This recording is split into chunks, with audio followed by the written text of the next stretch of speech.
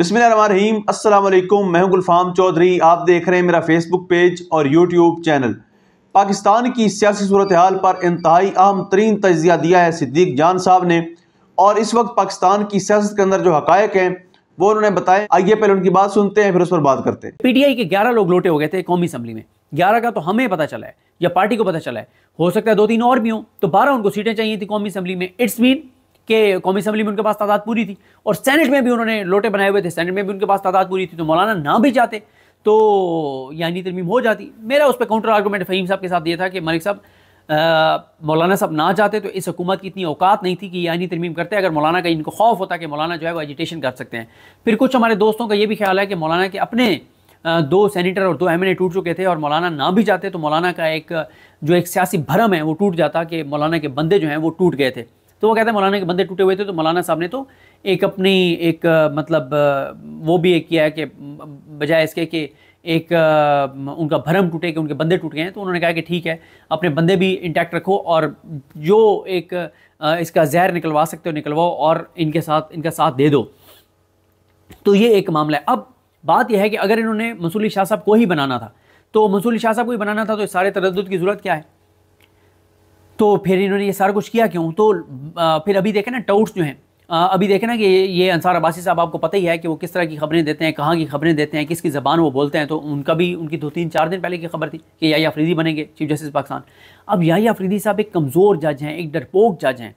हाँ, उनके कमज़ोर होने का, डरपोक होने का इसका फ़ायदा भी हो सकता है, यानी हुकूमत को इसका नुकसान भी हो सकता है कि हुकूमत इसलिए उनको बनाया है चीफ जस्टिस पाकिस्तान कि वो एक कमज़ोर आदमी है, डरपोक आदमी है। क्योंकि जितने भी हमने उनको देखा है आम केसेस में वो बैठे हैं, किसी न किसी बात पे वो दरमियान में से निकल जाते हैं और कोई और ही रास्ता निकाल लेते हैं। अभी ये देख लें, 8 जजेस के साथ नहीं गए वो मखसूस नशिस्तों के केस में, उन्होंने अपना वखरा ही कोई फैसला दिया है। अच्छा, तो लेकिन इसके आप दूसरा पहलू भी देखें कि अगर वो याहिया अफरीदी साहब को बना देते हैं और बाहर याहिया अफरीदी साहब की अदालत के बाहर नारे लग रहे हों, और एक तसादुम की सूरत हाल हो, और पुतले जलाए जा रहे हों, और सख्त एहतजाज हो रहा हो, वकला सड़कों पर हों, सुप्रीम कोर्ट का घेराव हो, तो वो तो डर जाएंगे, वो तो पीछे हट जाएंगे। तो इसलिए ये दोनों तरफ से हो सकता है। मैं आपको बताऊं, काजी जैसा इंसान नहीं है इस वक्त सुप्रीम कोर्ट में जो इतना नंगा और गंदा हो के और इस ढटाई के साथ जो है ये सारी चीज़ें कर रहा हो। कोई और जज ऐसा नहीं है जो नून लीग को ये सारी सर्विसेज प्रोवाइड कर सके, और काजी साहब ने अकेले नहीं सर्विसेज प्रोवाइड की।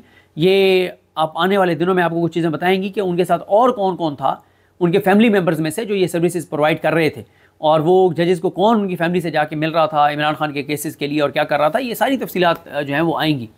अच्छा, तो इसलिए अब कल तक इन्होंने फैसला करना है। इस वक्त तक ये है कि नाम उन्होंने स्पीकर ने ख़त लिख दिए हुए, और नाम जो है वो अब सजेस्ट किए जाएंगे अपोजिशन की जानिब से और वज़ीर आज़म की जानिब से। जैसे वो नाम सजेस्ट किए जाएंगे तो कमेटी बन जाएगी, 12 रुकनी कमेटी होगी, 6 मेंबर्स होंगे, और 7 जिस तरह वोट देंगे वो सारा कुछ होगा। और दोबारा ये कहूँगा कि अगर तो मौलाना के साथ कमिटमेंट हुकूमत की थी और बन जाते मंसूर अली शाह साहब, तो फिर और बहुत सारी चीज़ें जो हैं वो आसान हो जाएंगी, और फिर चीज़ें हुकूमत के हाथ से वैसे भी निकलनी है, लेकिन जल्दी निकल जाएंगी। निकलनी तो इनके हाथ से हैं चीज़ें, क्योंकि आज जो है वो वकला की कुछ मीटिंग्स हुई हैं, उसका अहवाल भी आपको बताएंगे। पीटीआई की भी कुछ मीटिंग्स चल रही हैं, पीटीआई की भी कुछ प्रेस कॉन्फ्रेंसेज हुई हैं, इस पर आपको बताएंगे कि चीज़ें किस तरफ जाती हैं। लेकिन क्राइसिस और क्राइसिस। अब पहली बात यह है कि ये वैसे तो आईनी तरमीमी एक तरह की गलत है ना, बिल्कुल, क्योंकि इनके पास तो मैंडेट ही नहीं था, ये फॉर्म 47 वाले हैं, और फिर नामुकम्मल पार्लियामेंट है, अभी मखसूस नशिस्तें नहीं मिली, सेनेट में केपीके की नुमाइंदगी नहीं है, ये सारी चीज़ें हैं। तो क्राइसिस ही क्राइसिस है, और इनको सुख चैन नहीं आएगा, इनको सांस लेने की फुर्सत नहीं मिलेगी, और इनके लिए क्राइसिस शदीद होता चला जाएगा। ये जो भी फैसला करेंगे इनके गले पड़ेगा। जिस चीज़ की बुनियाद ही नेगेटिव हो, जिस चीज़ की बुनियाद ही गलत हो, वो चीज़ नहीं चल सकती। और मुझे आप बताएं, आप ज़रा एज ए पाकिस्तानी बैठ के सोचें कि क्या आपको हो सकता है सुनने वाला नून लीग का हामी भी हो सकता है। अगर आप नून लीग के भी हामी हैं, दिल पे हाथ रख के बताएं, क्या ये आईनी तरमीम पाकिस्तान के लिए हुई हैं? ये पाकिस्तान के लोगों के लिए हुई हैं? नहीं हुई ना। अल्लाह को हाजिर नाज़िर जान के बताएं, ये पाकिस्तान के लिए हुई हैं, पाकिस्तान के लोगों के लिए हुई हैं? मतलब पूरे पाकिस्तान को पता है कि क्यों हुई हैं, और रात तकरीरें ये ऐसे करते रहें जैसे मुल्क के लिए और आवाम के लिए हो रहा। आवाम के लिए दिन दिहाड़े तरमीम करते आप दिन दिहाड़े आपकी गैलरीज फुल होती, आप पब्लिक को इन्वाइट करते कि पूरे पाकिस्तान से जो जो आना चाहता है, बाहर हम स्क्रीनें लगाएंगे, बाहर हैं, पार्लियामेंट के अंदर आए, ये तारीखी मौके के हम पाकिस्तान के लिए सारा कुछ करना चाह रहे हैं, तो पूरा मुल्क आपके साथ खड़ा होता। लेकिन नहीं, सबको पता है कि किसके लिए ये तरमीम ला रहे हैं। और फिर आप देखें ना कि अभी आज एक खबर आई है, अली मलिक उनके रिपोर्टर हैं एयरवाई के, इकॉनमी को कवर करते हैं, उनकी मैं खबर देख रहा था कि चीनी एक्सपोर्ट की इजाज़त दे दिया काबीना ने आज। मुझे लगता है कि ये आईनी तरमीम के नताइज हैं। अच्छा, ये होता क्या है कि आपको मैं बता दूं कि जब भी इस तरह से लोटों को पैसे दिलवाने हो ना, तो वो लोटों को पैसे किस तरह से दिलवाए जाते हैं, वो माफियाज़ को कहा जाता है।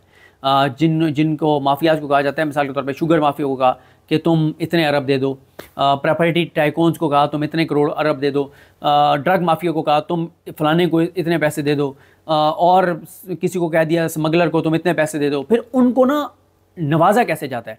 मसलन शुगर माफिया ने अगर 2 सेनेटर्स को या 2 MNAs को पैसे दिए थे और मिसाल के तौर पे दिए थे, मिसाल के तौर पे 1 अरब रुपया दिया था, तो वो उन्हें कहेंगे कि आपको अब हम ये चीनी एक्सपोर्ट की इजाज़त दे रहे हैं, इससे आप चीनी एक्सपोर्ट से भी पैसा कमाएं और आप जो है ना, ये जो अभी मार्केट में जब किल्लत होगी चीनी की और चीनी महंगी होगी, तो इधर से भी आप कमाएं।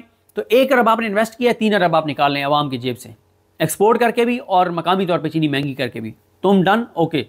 अच्छा, अब आ जाओ जी, ये जो प्रॉपर्टी वाला जो माफिया है, जो कब्ज़ा माफिया है, अच्छा तुम बताओ। वो कहता है जी मेरा वो फ़लानी अदालत में जो आपका बंदा बैठा है चीफ जस्टिस, तो वहाँ पे मेरा केस है और ये मैंने स्टे लेना है, ये बड़ा काम ख़राब हुआ है, कब्ज़ा किया हुआ है और स्टे लिया हुआ है। ठीक है, उसको कहा यार इसको स्टे दे दो, उधर से स्टे करवाया, तो वो जी स्टे इतने 100 कनाल के ऊपर या एकड़ के ऊपर स्टे हो गया, और उस स्टे की वजह से वो एकदम 5 से 7 अरब रुपए कमा लेगा, या उसको NOC दिलवा दिया जाएगा जिससे वो 30-40 अरब रुपए कमा लेगा। इतनी उसकी सोसाइटी जो है वो ऊपर चली जाएगी, और किसी को NOC दिलवा देंगे, किसी को कोई और जो भी उसका है वो करवा देंगे।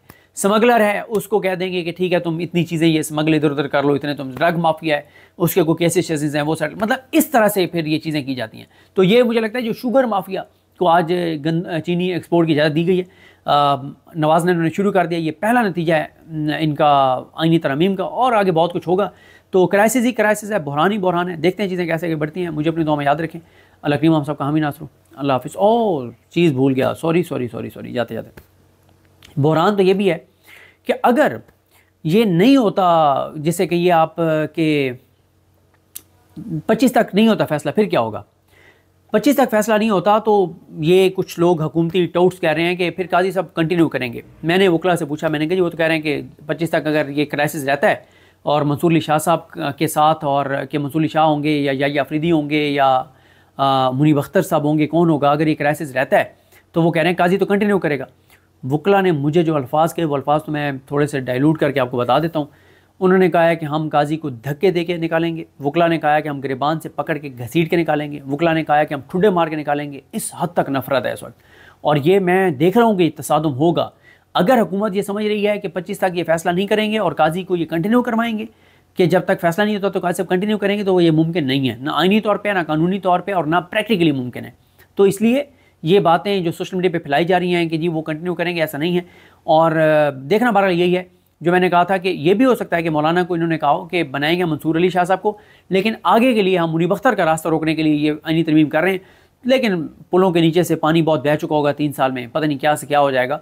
तो 3 साल के लिए हैं मंसूर अली शाह साहब, और मुझे नहीं लगता कि ये हो सकता है, क्योंकि अगर मंसूर अली शाह साहब को ही बनाना था तो ये सारा कुछ करने की ज़रूरत क्यों पड़ी, ये वो बड़ा सवाल है। बहरहाल जी देखते हैं चीज़ें कैसे आगे बढ़ती हैं। काजी साहब का तो अब टोटल जो है वो 72 घंटे तकरीबन रह गए, और 72 घंटे बाद अल्लाह ताला करम करेगा इस मुल्क पर, और काजी साहब से पाकिस्तान की जान छूट जाएगी। जी बिल्कुल, जिस तरह से आपने सुना, सिद्दीक जान साहब ने बड़े मुफस्सल अंदाज में बताया कि किस तरह से पाकिस्तान की सियासी सूरत हाल जो है वो बदलने जा रही है, और आइंदा आने वाले जो दिन हैं वो सियासत में कितने अहम हैं। अल्लाह पाक वतन अजीज़ का हामी व नासिर हो। पाकिस्तान जिंदाबाद।